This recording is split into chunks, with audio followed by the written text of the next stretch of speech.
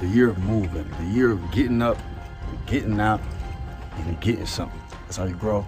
You're imprisoning yourself by staying in one place. Solitary confinement is, that's what you're doing to your life. I think it's really a time to focus and become way more aware of really what's happening. I know sometimes we get caught up in our own world, and then a lot of us aren't aware of certain things, but let's not turn a blind eye in a time like this. For years, Quincy Brown remained silent. Through the noise, the allegations, and the whispers swirling around the death of his mother, Kim Porter, he stood still, a man torn between loyalty and legacy. But in a packed courtroom in 2024, that silence shattered. The federal government had just dropped a bombshell. They had recovered a flash drive, a drive that once belonged to Kim Porter. And what was on it would change everything. Quincy, the adopted stepson of Sean Diddy Combs and biological son of Al B., sure had long walked a tightrope between two powerful father figures. Raised by Diddy from the age of 3, Quincy became a part of the Combs dynasty. The flashy vacations, the music empire, the glamorous life. But his roots, tied to Kim Porter and Al B., sure, were grounded in something much deeper. Something now painfully resurfacing. Kim Porter's death in 2018 was declared the result of lobar pneumonia, sudden, tragic, and supposedly natural. She was only 47, but for those closest to her, something never added up. Days before her death, she was celebrating the release of Quincy's Netflix Christmas special. Photos from that night showed her glowing, smiling, dancing with family. There were no signs of illness, no lingering coughs, no health scares. Al B. Sure would later recount that she was in the best shape of her life, yet no autopsy photos were ever released. The coroner delayed confirming her cause of death for weeks. The case felt rushed, unresolved, almost silenced. Al B. Sure never accepted the pneumonia narrative. He publicly suggested foul play, even implying that someone close to Kim had something to gain from her death. Someone like Diddy? Then came 2024. Prosecutors revealed they had obtained a flash drive Kim had entrusted to a close friend shortly before she died. It wasn't just random files. According to court sources, it contained a sealed letter addressed to Quincy, personal notes from Kim's final days, and possibly videos and voice recordings. More chillingly, some believed it held evidence she was collecting, documentation tied not just to her life, but to the people who surrounded her. Quincy was blindsided. In a closed-door courtroom session, when the existence of the flash drive was announced and its contents described, he reportedly broke down. Years of grief, confusion, and emotional suppression collapsed all at once. To many, this wasn't just a legal revelation. It was an emotional reckoning.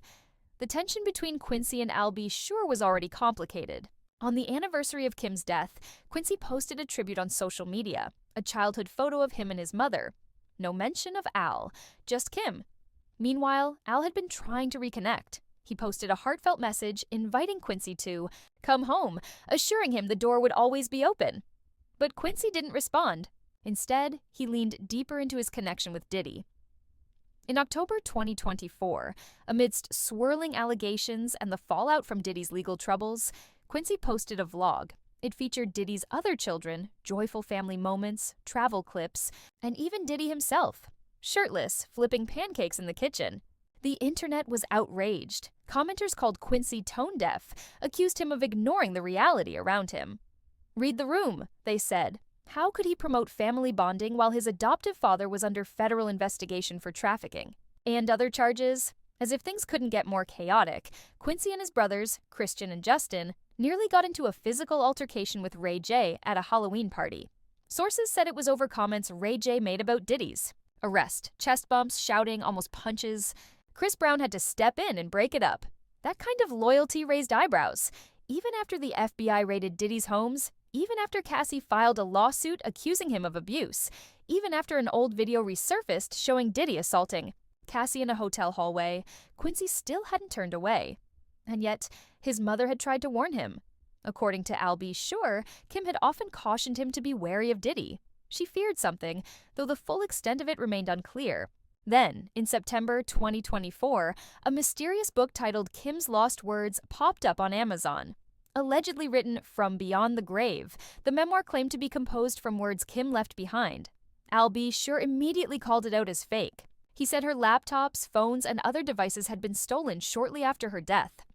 And now, those very devices were being used to create false narratives. Investigators now believe Kim may have been preparing to go public with what she knew.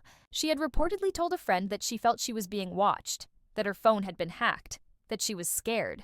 Some speculate she was preparing to expose Diddy, perhaps even file legal action, like Cassie later did.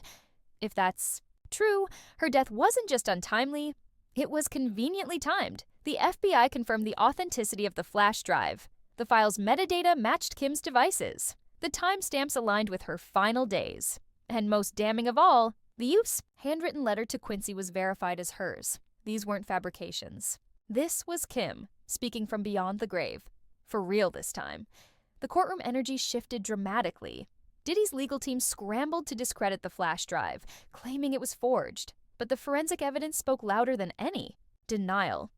Diddy's kids seemed to split under the pressure. His twin daughters reportedly stormed out of court in tears. Christian, Diddy's biological son with Kim, grew quiet and distant. And Quincy?